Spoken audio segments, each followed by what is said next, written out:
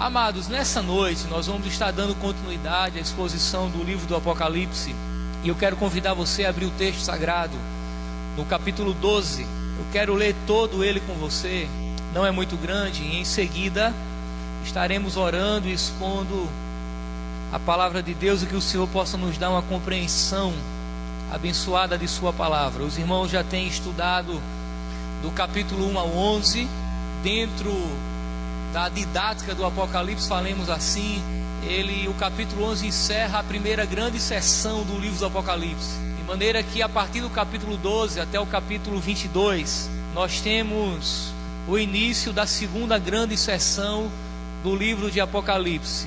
E nós estaremos iniciando nessa noite, e veremos que na realidade o livro apresenta agora um grande conflito entre a mulher e o dragão. E nós queremos trazer uma compreensão de quem são esses personagens, muitas vezes grotescos, difíceis de entender, mas que na realidade revela, ao meu ver, um cristianismo puro e muito simples. Contudo, talvez a linguagem apocalíptica ela dificulta um pouco mais. Na verdade, nós não temos nada, mas nada na língua portuguesa, ou talvez na língua ocidental, que se aproxime desse estilo literário que é a linguagem apocalíptica. Talvez por isso uma das nossas dificuldades de compreender. Mas vamos ler, e o Senhor com certeza nos auxiliará. Verso 1: Viu-se então um grande sinal no céu, uma mulher vestida de sol, com a lua debaixo dos pés, e uma coroa de 12 estrelas sobre a cabeça. Ela estava grávida e gritava com dores de parto, sofrendo intensamente para dar à luz. Viu-se também um outro sinal no céu, um grande dragão vermelho, com 7 cabeças e chifres, e 10 chifres, e sobre as cabeças haviam 7 coroas. Sua cauda arrastava a terça parte das estrelas do céu, lançando-as sobre a terra, e o dragão parou diante da mulher que estava para dar à luz, para devorar-lhe o filho assim que nascesse. Então ela deu à luz a um filho, um homem que dominará todas as nações com cetro de ferro. Seu filho foi arrebatado para Deus e para seu trono. A mulher fugiu para o deserto, onde já havia um lugar preparado por Deus, para que ali fosse alimentada durante 1260 dias. Então houve guerra no céu. Miguel e seus anjos batalhavam contra o dragão, e o dragão e os seus anjos reagiram, mas estes não prevaleceram e perderam seu lugar no céu. E foi expulso o grande dragão, a antiga serpente chamada Diabo e Satanás, que engana todo o mundo. Ele e seus anjos foram lançados à terra. Então ouvi uma forte voz do céu que dizia: agora chegará agora chegaram a salvação, o poder, o reino do nosso Deus e a autoridade do seu Cristo, porque o acusador de nossos irmãos já foi expulso. Ele que dia e noite os acusa diante do nosso Deus. Eles o venceram pelo sangue do Cordeiro e pela palavra do seu testemunho, e mesmo diante da morte não amaram a própria vida.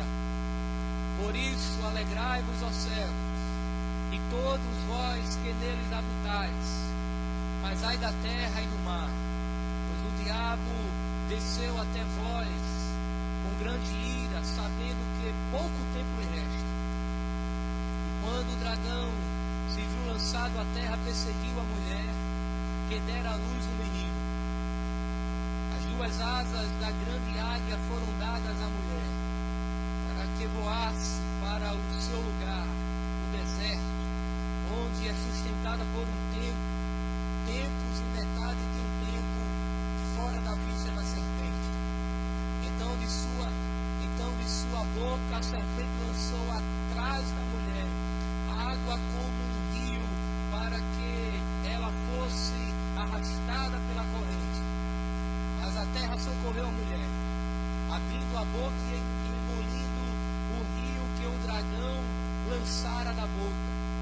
O dragão se enfureceu contra a mulher e saiu para atacar os demais filhos dela, os que guardam os mandamentos de Deus e mantêm o testemunho de Jesus. Então o dragão parou sobre a areia do mar. Querido Deus, nós te louvamos por tua graça. Dá-nos nessa noite uma compreensão abençoada, salvífica e transformadora de tua palavra. Que o Senhor nos auxilie, iluminando as nossas mentes, e que possamos, ó Deus, por tua palavra sermos transformados e abençoados, em nome de Jesus. Amém. Amados irmãos, na primeira divisão do livro do Apocalipse, que vai do capítulo 1 ao 11, tivemos 3 seções básicas: os 7 candeeiros, os 7 selos, as 7 trombetas. Na segunda divisão, na segunda grande divisão, que vai agora do capítulo 12 até o capítulo 22, portanto o fim do livro, nós temos mais 4 seções. O quarteto do mal, como é chamado por alguns estudiosos, ataca a igreja. Em seguida nós temos as 7 taças, o juízo de Deus sobre os ímpios, e por fim então a vitória triunfante do Cristo vencedor e da sua igreja sobre a Babilônia, a grande Babilônia, e também sobre o anticristo, o falso profeta, e Cristo por fim é vitorioso. Acredito eu que uma das coisas mais extraordinárias no livro do Apocalipse é justamente essa posição que o autor bíblico, inspirado por Deus, coloca Cristo como vencedor, como vitorioso acima de todas as coisas, todos os principados e potestades. Cristo triunfa sobre o mundo, sobre o pecado, sobre a morte, sobre Satanás.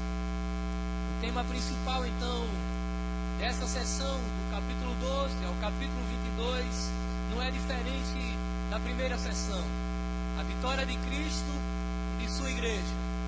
Contudo, se faz necessário compreender que a vitória vem por meio da luta, por meio do conflito, por meio do embate entre Deus, Jesus Cristo, a igreja e as hostes do mal. Satanás e seus anjos conflitam com o próprio Cristo. O dragão, registrado aqui no livro, no capítulo 12, ele vai travar algumas lutas, necessariamente 3. Ele luta contra Deus e contra o Messias. Ele luta contra o anjo, contra Miguel. Ele luta também contra a mulher. E em todas as lutas, ele é vencido, ele sai derrotado.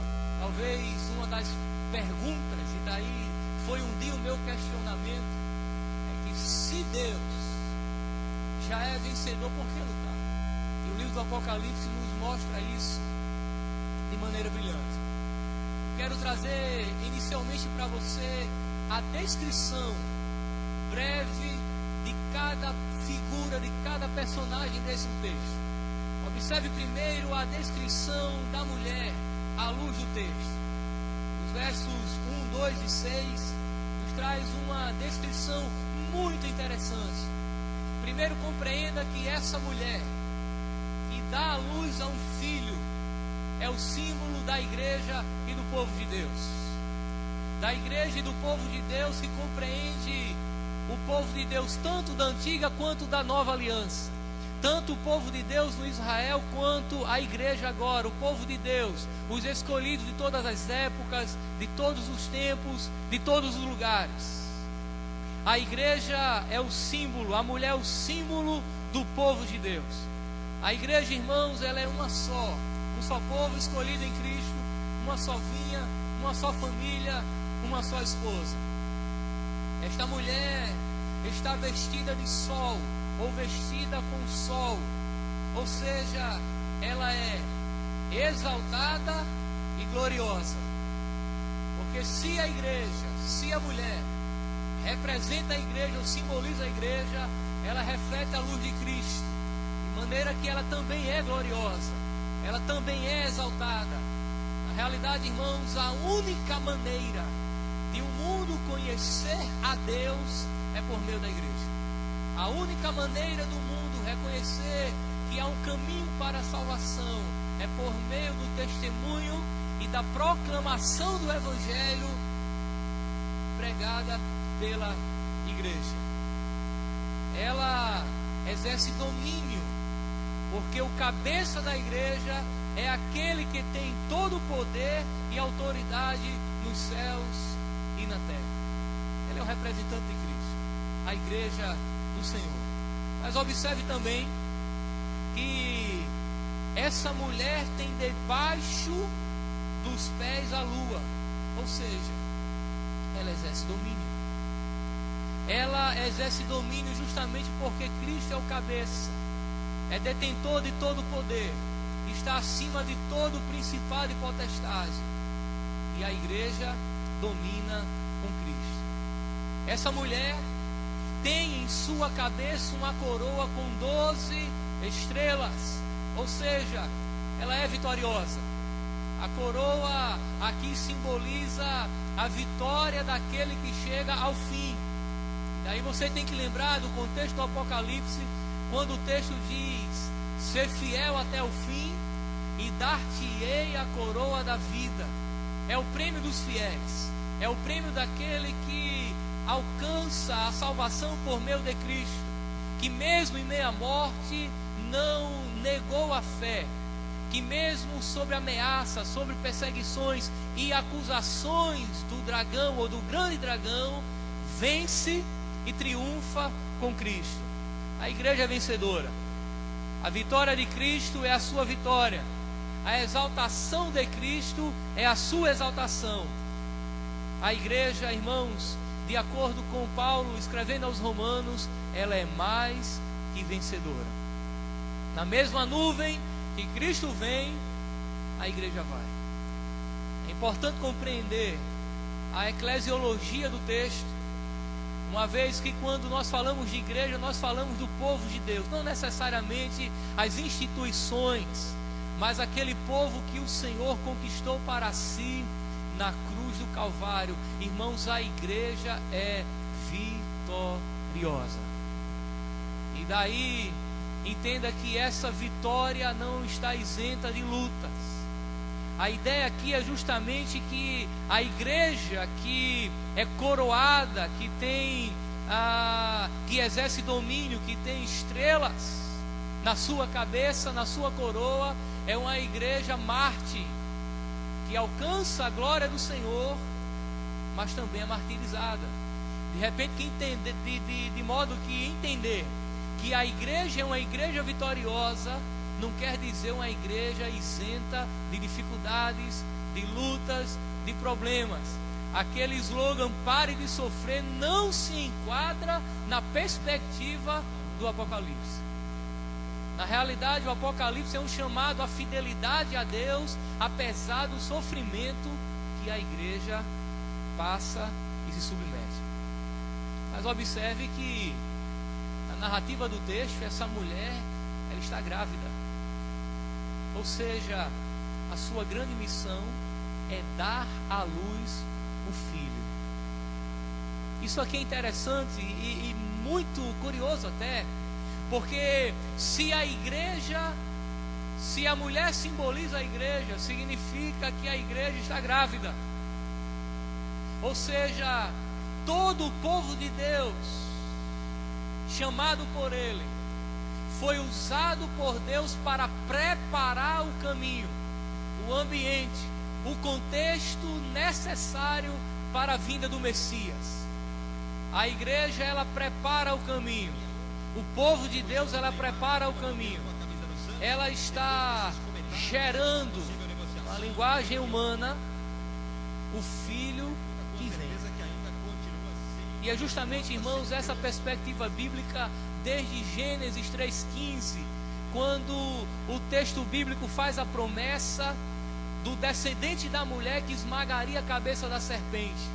Dá continuidade em Abraão, passa pelos profetas, e Cristo cada vez mais se aproxima na sua realidade humana, chegando então na plenitude dos tempos, e daí agora nós temos o Emanuel, Deus conosco, o Filho da mulher, que esmagaria a cabeça da serpente.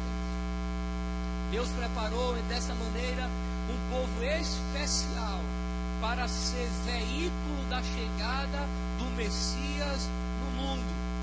E esse foi um processo longo, doloroso e sofrido. Muitas forças hostis, artimanhas do dragão, na tentativa de impedir o cumprimento do propósito de Deus.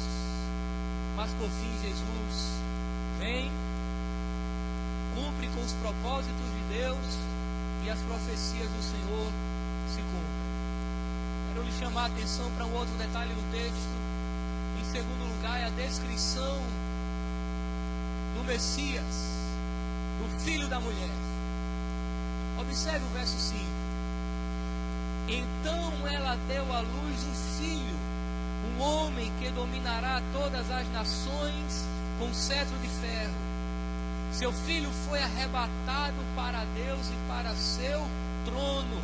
Observe o verso 10. Então ouvi uma voz do céu, ou no céu, que dizia: agora chegaram a salvação, o poder, o reino de Deus e a autoridade de seu Cristo, porque o acusador de nossos irmãos já foi expulso, ele que de dia e de noite acusava diante do nosso Deus.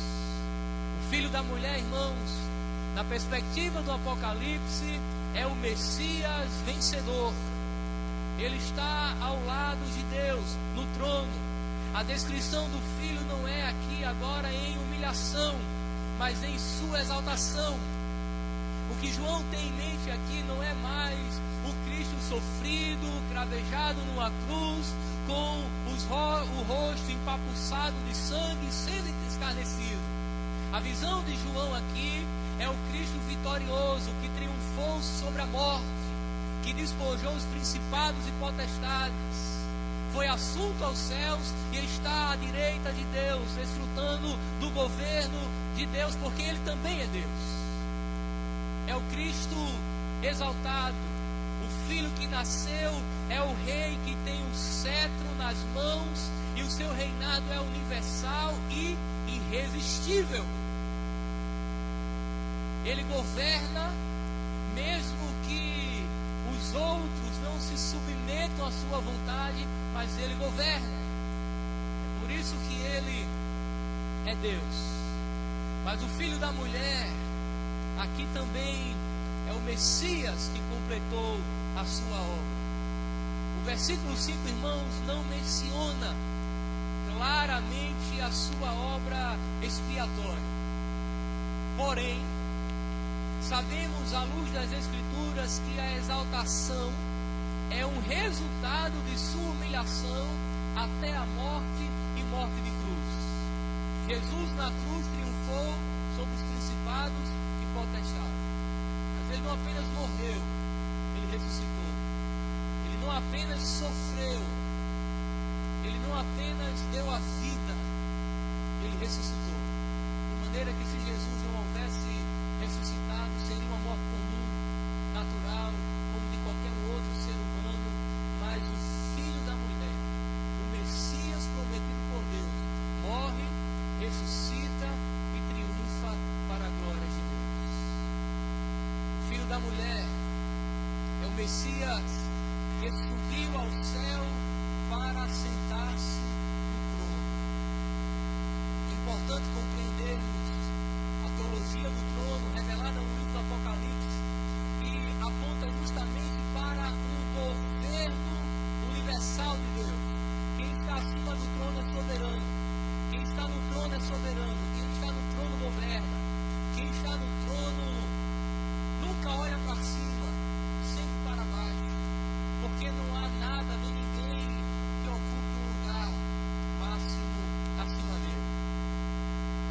venceu o dragão na cruz do Calvário. A antiga serpente revelada lá em Gênesis capítulo 3. E agora, amados, ele está no trono, governando os céus e a terra. Ele vai reinar até colocar todos os seus inimigos debaixo dos seus pés. A ascensão de Cristo é justamente a vitória sobre Satanás, sobre o pecado e sobre a morte. A vitória do Filho e a expulsão do dragão, à luz do texto, vai provocar proclamações de alegria nos céus. Volte ao verso 10. Ouvi uma voz no céu que dizia: agora chegaram a salvação. Houve júbilo nos céus. Observe o verso 12. Por isso, alegrai-vos, ó céus, e todos vós que estáis nele. Se perguntarmos qual seria a possibilidade de Jesus ser derrotado, a possibilidade, irmãos, era zero. Não havia possibilidade nenhuma. Nós não podemos, na realidade, nem cogitar essa ideia, porque o plano de Deus sempre foi a vitória. Mas agora lhe chamar a atenção a descrição do dragão. Observe o verso 9. E ele foi expulso, o grande dragão, a antiga serpente chamada Satanás, que engana todo mundo. Primeiro, entenda que o dragão aqui é um ser pessoal. Ele não é um mito, uma figura lendária ou folclórica. Satanás, irmãos, é muito diferente do bicho papão, da mula sem cabeça, do saci pererê. É muito diferente de tudo aquilo que o imaginário humano ou o folclore regional, cultural possa imaginar como pode ser um ser do mal. Ele é um ser pessoal, ele é um anjo caído, um ser que tem vontade, planos e estratégias. Ele tem sentimentos, pois está cheio de cólera e permanece irado contra a igreja. Ele tem inteligência, uma vez que é capaz de seduzir. Ele tem objetivos claros, que é perseguir o Messias e a sua igreja. Observe que o capítulo 12 do Apocalipse nos revela que a intenção do grande dragão vermelho é devorar a criança assim que ele nasce.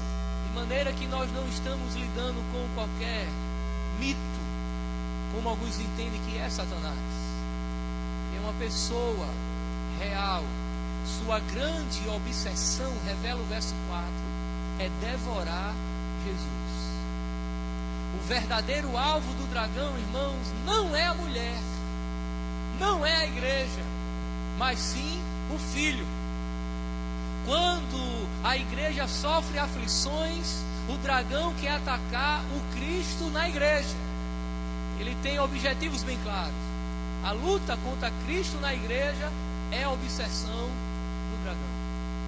Quando Satanás ataca a igreja, ele quer atacar Cristo. Quando Satanás atinge a igreja, o alvo dele é Cristo. O dragão, irmãos, é um inimigo que exerce influência universal.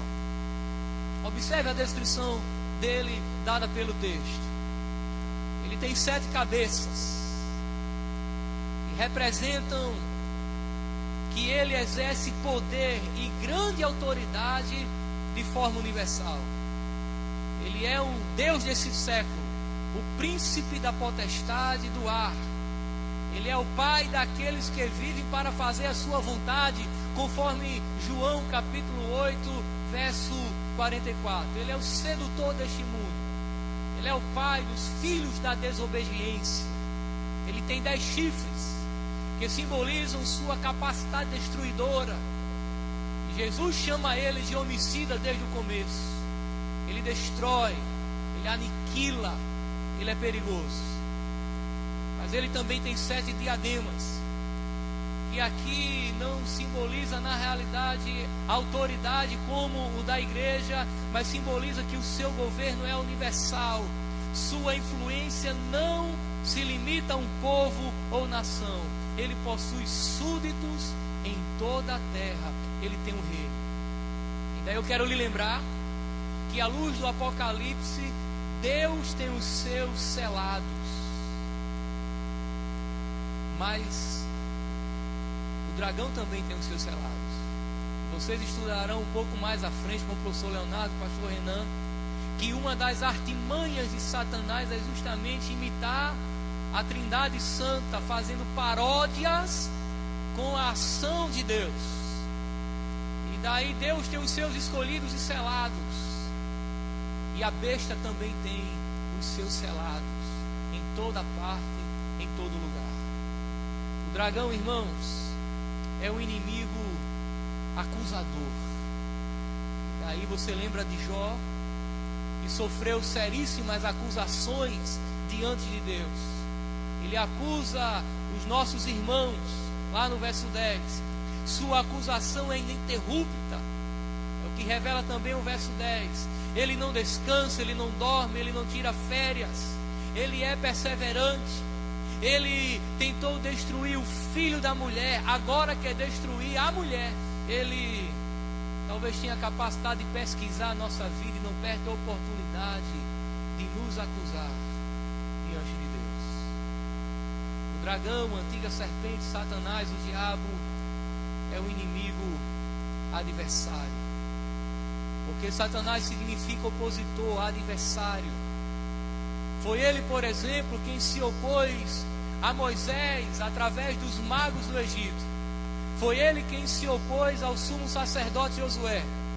Foi ele quem se opôs a Paulo e barrou-lhe o caminho em um dos seus empreendimentos missionários.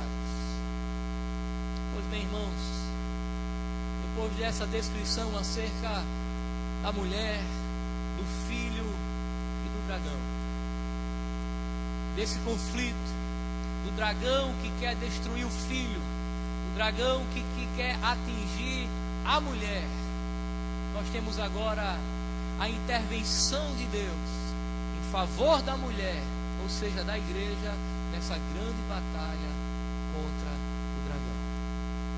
Quero dizer para você que na batalha contra Satanás, a igreja não está só.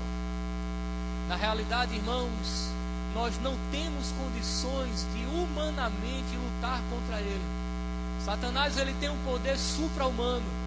Ele vai além das nossas condições, das nossas capacidades, das nossas forças. É por isso que temos que lutar no poder do Espírito Santo de Deus. É por isso que necessitamos, a igreja necessita do auxílio de Deus na luta contra Satanás. Mas observe que o texto revela a ação protetora de Deus. Deus não abandona o seu povo. Na luta nós não estamos só. A igreja está no mundo, mas não é do mundo. Na realidade, o Evangelho de João, no capítulo 14, tem a oração do Senhor para que os seus discípulos fossem protegidos. Eles não seriam removidos do mundo, não viriam viver em um lugar à parte, exclusivo, distante dos conflitos e problemas, mas eles seriam protegidos dos ataques. A igreja é protegida no mundo. Deus preparou um lugar para ela, que aqui no texto é chamada de deserto. As duas asas são como o selo de Deus que protege a igreja contra a fúria do dragão. O que me chama mais atenção, irmãos, na ação protetora de Deus, é que talvez Deus não venha nos livrar do problema, mas todas as vezes Deus nos livra no problema. Talvez Deus não venha nos livrar da dificuldade, mas Deus é expert, é mestre em nos livrar na dificuldade. Foi assim, por exemplo, com Daniel. Deus poderia ter livrado Daniel da cova dos leões, mas Deus livrou Daniel na cova dos leões. Deus poderia ter livrado Daniel, os amigos de Daniel, da fornalha ardente, mas Deus preferiu livrar os amigos de Daniel na fornalha ardente, de maneira que o seu nome seria muito mais glorificado, porque o milagre foi absurdamente maior. Deus, irmãos, talvez não nos livre do problema, dos conflitos, das perseguições. Deus talvez não livre os seus servos dessas situações, mas certamente livrará delas. Agora é necessário entender que a proteção de Deus não é em alguma medida absoluta, porque muitos dos irmãos aqui no Apocalipse, no contexto do primeiro século e também no século XX principalmente, foram martirizados. E daí você pode questionar onde estava a proteção de Deus sobre ele. A proteção de Deus, irmãos, estava em assegurar a sua alma para a eternidade. Jesus disse que Satanás iria lançar muito de vós na prisão, mas seres fiel até a morte e dar-te-ei a coroa da vida. Se ele exigia fidelidade até a morte, é porque alguns iriam morrer. De maneira que a proteção de Deus vai além da dimensão física. É possível um homem e uma mulher de Deus perder a vida, mas a sua salvação jamais, nunca, de maneira nenhuma. Nós encontramos, irmãos, a ação intercessória de Cristo. Cristo ascendeu aos céus e assentou-se no trono. Nós somos informados que Ele está no céu intercedendo por nós. E sua intercessão é plenamente eficaz. Observe o que diz Romanos capítulo 8, versos 33 e 34. Quem trará acusação contra os escolhidos de Deus? É Deus quem os justifica. Quem os condenará? Cristo é quem morreu, ou pelo contrário, quem ressuscitou dentre os mortos, o qual está à direita de Deus e também intercede por nós. Cristo, irmãos, está à direita do Pai no trono, intercedendo pela sua igreja. Enquanto que o papel de Satanás é de contínua acusação, o de Cristo é de permanente intercessão pelo seu povo. Você tem um advogado diante do Pai. Por fim, irmãos, quais foram as armas da vitória da igreja sobre o dragão?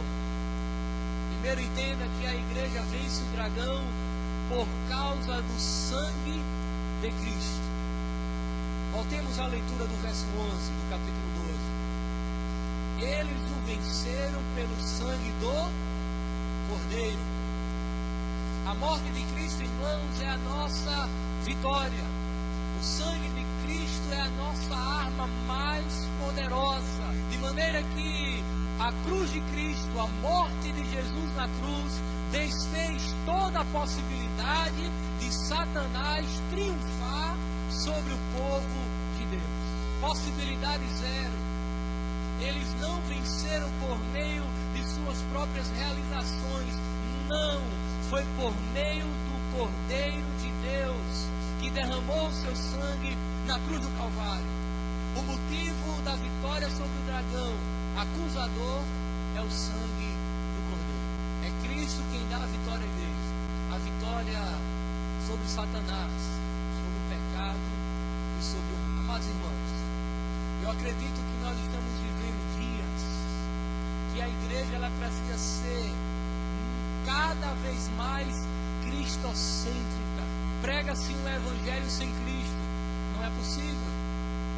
Prega-se uma vitória sobre os problemas nesta vida, esquecendo que o maior problema do ser humano é a sua condição eterna, o seu estado eterno. Prega-se a vitória sobre a miséria, sobre a enfermidade, sobre a escassez, sobre questões sentimentais, e tudo isso é importante e compõe a nossa vida, e se assim Deus quiser, Ele abençoa. Mas a vitória, irmão, o grande problema, que é o pecado, é Cristo quem oferta a igreja na cruz do Calvário. igreja é vitoriosa porque Cristo venceu. Nós precisamos, irmãos, ser cristocêntricos. Precisamos entender que Cristo é o fundamento da igreja. Se Ele venceu, a igreja é vitoriosa. Me preocupo muito com isso. E tenho batido nessa tecla na nossa igreja. Eu sou pastor de uma igreja que tem fortes influências pentecostais. E daí eu não sou contra os pentecostais. Mas temos inúmeras ressalvas a isso, que em alguma dimensão promete vitória nessa vida e não se preocupa com o que acontece posterior. E aí, irmãos, Cristo é vencedor porque Ele deu a sua vida na cruz do Calvário. A igreja vence o dragão também por causa do testemunho. Está lá no verso 11: e pela palavra do testemunho mediante a morte. E mesmo mediante a morte, não amaram a sua própria vida. A igreja vence o dragão quando testemunha de Cristo, mesmo em face da perseguição e da morte. Observe que a igreja, à luz do Apocalipse, ela prefere ser uma igreja mártir ao invés de uma igreja apóstata. A igreja prefere ser uma igreja martirizada do que abrir mão dos conceitos absolutos de Deus. Ela prefere ter a marca de Cristo, mesmo que isso implique na morte, do que abrir mão da sua conduta e testemunho que corresponde de maneira positiva a Deus. Eu acredito que nunca houve na história da igreja um momento que o Evangelho se revelasse de maneira tão fácil. E daí nós desfrutamos de liberdade e aparentemente não há nenhuma perseguição, mas isso é estranho à igreja. O problema não é que a igreja não está sendo perseguida, ou melhor, o problema não está a bênção não está no fato da igreja ter liberdade para cultuar a Cristo aqui no Brasil.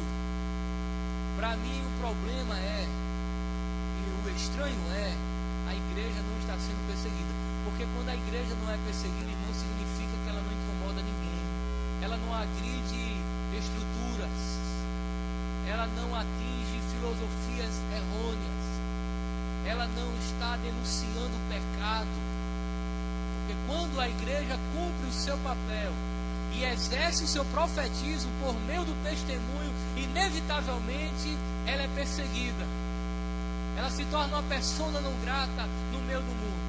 As pessoas olham para nós, cristãos evangélicos, em um universo de quase 40 milhões aqui no Brasil, e já não veem tanta diferença assim em relação a elas. Isso significa que a influência da igreja na sociedade não tem ainda ultrapassado a linha da superficialidade.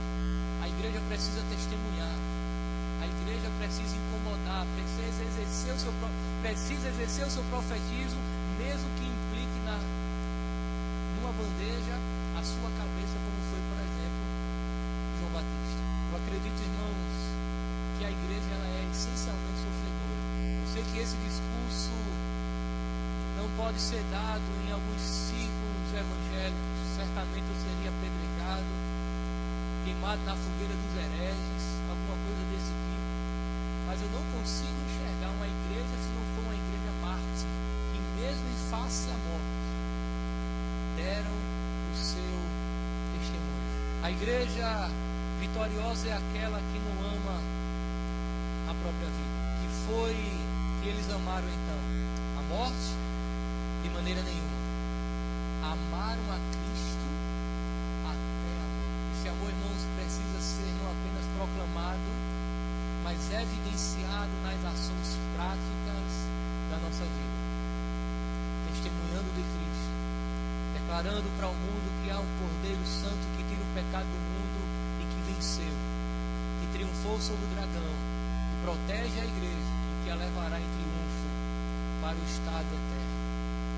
Embora o dragão seja grande, vermelho, sedutor, temido, ele está derrotado. A vitória da igreja, irmãos, é assegurada. E nós não caminhamos para um fim trágico ou incerto. Caminhamos para a consumação gloriosa de Cristo e da sua vida. Que Deus nos abençoe, irmãos, para a glória dele. Quando você está, feche os teus olhos, vamos orar ao Senhor. Querido Deus, nós te louvamos pela tua graça, pelo teu poder, pela unção do teu Espírito que está sobre nós. Nos auxilia, Deus, enquanto igreja do Senhor, a prestar um bom testemunho, a amar o Senhor mesmo em face à morte. Que o Senhor possa ser glorificado em nós.